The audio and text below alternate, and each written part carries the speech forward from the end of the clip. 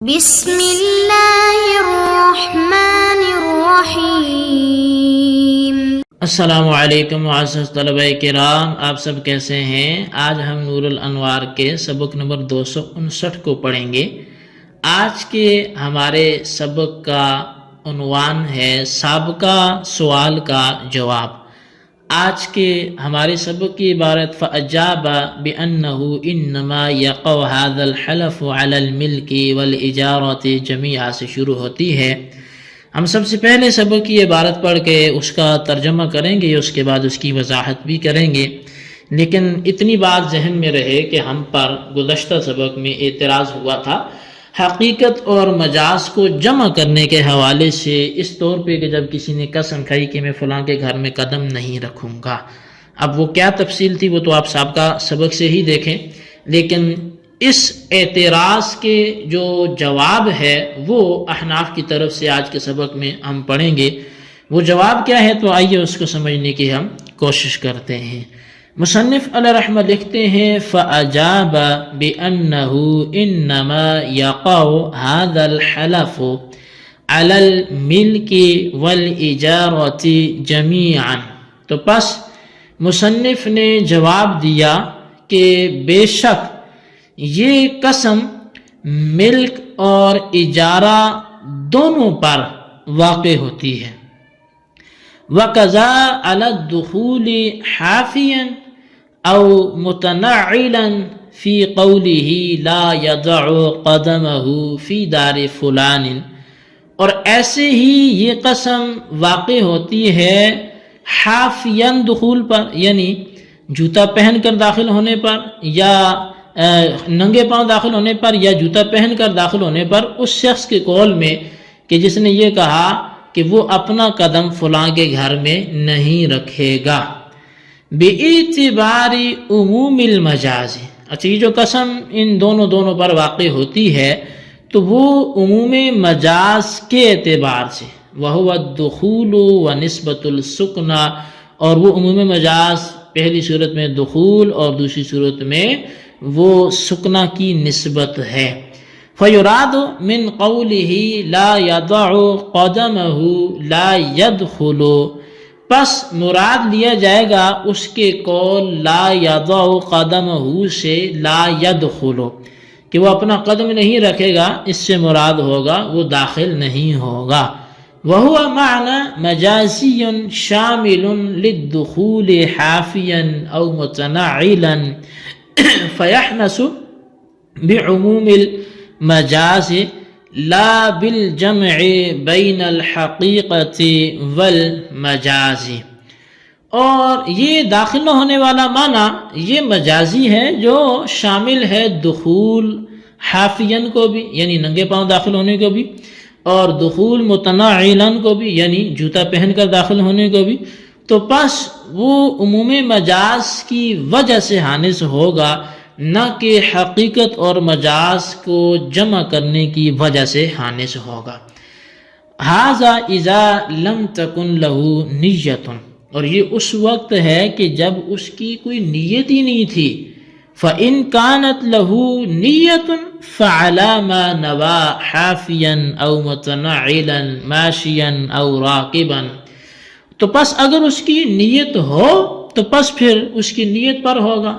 وہ ننگے پاؤں ہو یا جوتا پہن کر ہو، پیدل ہو یا سواری کی حالت میں ہو۔ وَإِنْ وَضَعَ الْقَدَمَ فَقَطْ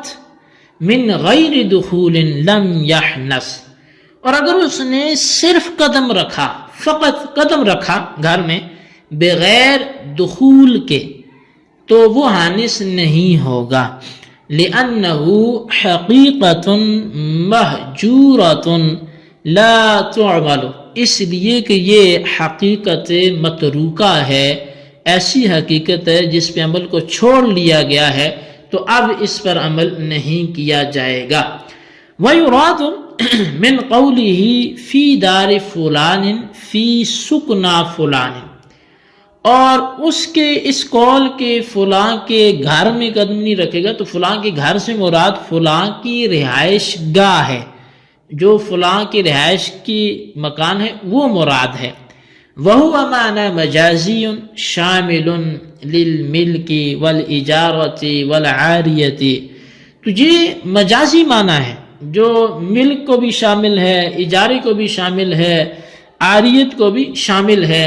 فَيَحْنَسُ بِعُمُومِ الْمَجَازِ لَا بِالْجَمْعِ بَيْنَ الْحَقِيقَةِ وَالْمَجَازِ. تو پس وہ عموم مجاز کی وجہ سے حانس ہوگا، نہ کہ وہ حقیقت اور مجاز کو جمع کرنے کی وجہ سے حانس ہوگا. جی طلبہ کرام، یہ ہمارے آج کے سبق کی عبارت تھی اور اس کا ترجمہ تھا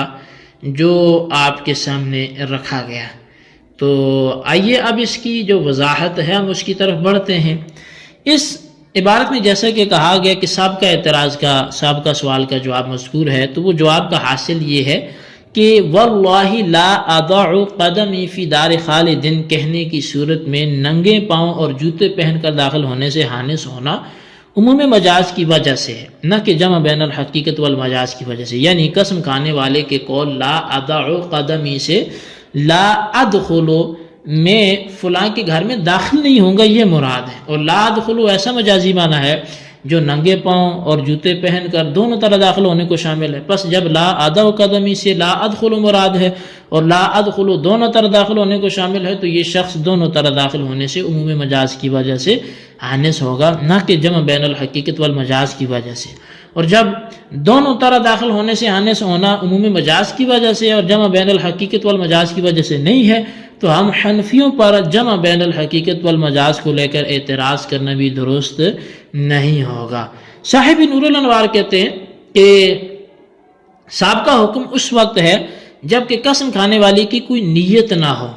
اور اگر اس کی کوئی نیت ہو تو نیت کے مطابق حکم ہوگا. چنانچہ اگر اس نے ننگے پاؤں داخل نہ ہونے کی نیت کی تو جوتے پہن کر داخل ہونے سے حانس نہ ہوگا، اور اگر جوتے پہن کر داخل نہ ہونے کی نیت کی تو ننگے پاؤں داخل ہونے سے پھر وہ حانس نہیں ہوگا. اسی طرح اگر پیادہ پا یعنی پیدل داخل ہونے نہ ہونے کی نیت کی تو سوار ہو کر داخل ہونے سے حانس نہیں ہوگا، اور اگر سوار ہو کر داخل نہ ہونے کی نیت کی تو پیدل داخل ہونے سے حانس نہیں ہوگا.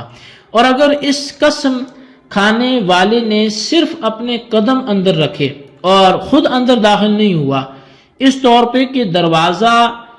دروازے سے باہر لیٹ کر قدم گھر کے اندر داخل کیے اور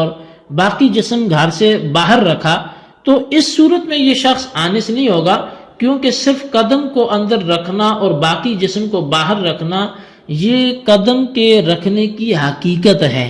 لیکن حقیقت بھی ایسی ہے کہ جو مہجورہ ہے یعنی متروکہ ہے، اس کو چھوڑ دیا گیا، اس پہ عمل اب نہیں کیا جاتا، لہذا اس پر بھی عمل نہیں ہوگا. اور ایسا کرنے سے قسم کھانے والا شخص حانس بھی نہیں ہوگا. اور فرمایا کہ اگر یہ حقیقت اگر جو ہے وہ یہاں پر ایک اشکال ہو وارد کیا جائے یا کسی کے ذہن میں یہ شبہ آئے کہ عمومی مجاز کے لیے یہ شرط ہے کہ حقیقت معنی مجازی کے افراد میں سے ایک فرد ہو، اور جب حقیقت معنی مجازی کا ایک فرد ہوتا ہے تو عمومی مجاز مراد لینے کی وجہ سے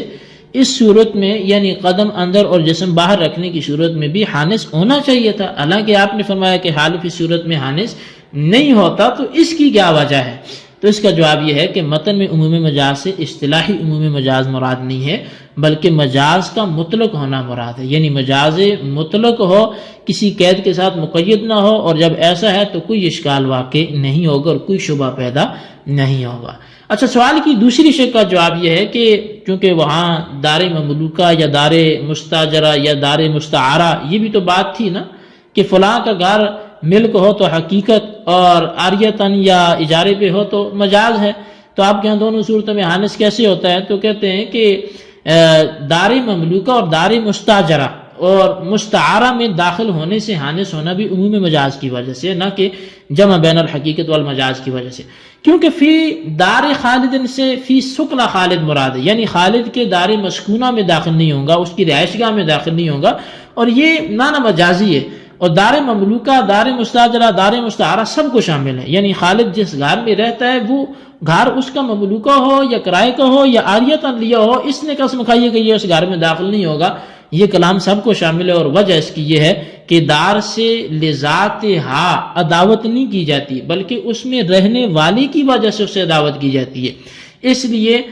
دار خالد سے مراد سکنہ خالد لیا جائے گا، اور سکنہ خالد کے ہر مسکونہ گھر کو شامل ہے، لہذا حالف ان میں سے ہر ایک گھر میں داخل ہونے سے حانس ہو جائے گا، مگر یہ عموم مجاز کی وجہ سے حانس ہوگا، نہ کہ جمع بین الحقیقت والمجاز کی وجہ سے۔ اور جب دار مملوکہ اور دار مستاجرہ اور مستعارہ میں داخل ہونے سے حانس ہونا عموم مجاز کی وجہ سے اور جمع بین الحقیقت والمجاز کی وجہ سے نہیں ہے، تو ہم پر پھر جمع بین الحقیقت والمجاز کا سابقہ اعتراض بھی واقع نہیں ہوگا۔ جی طلبہ کرام، یہ ہمارے آج کے سبق کی عبارت ترجمہ اس کی وضاحت تھی، جو آپ نے سمجھی، دیکھی، سنی، اس کو اچھی طرح سمجھیں، اس کے خلاصے کو رجسٹر پر لکھیں اور بالخصوص ان سوالات کے جوابات دیں۔ سوال نمبر 1 یہ ہے کہ میں فلاں کے گھر میں قدم نہیں رکھوں گا، اس سے عمومی مجاز والا معنی کون سا ہے جس سے وہ جمع بین الحقیقت والمجاز لازم نہیں آتا؟ سوال نمبر 2 یہ ہے کہ عمومی مجاز کے لیے ایک شرط تھی کہ حقیقت جو معنی مجازی کے افراد میں سے ایک فرد ہو،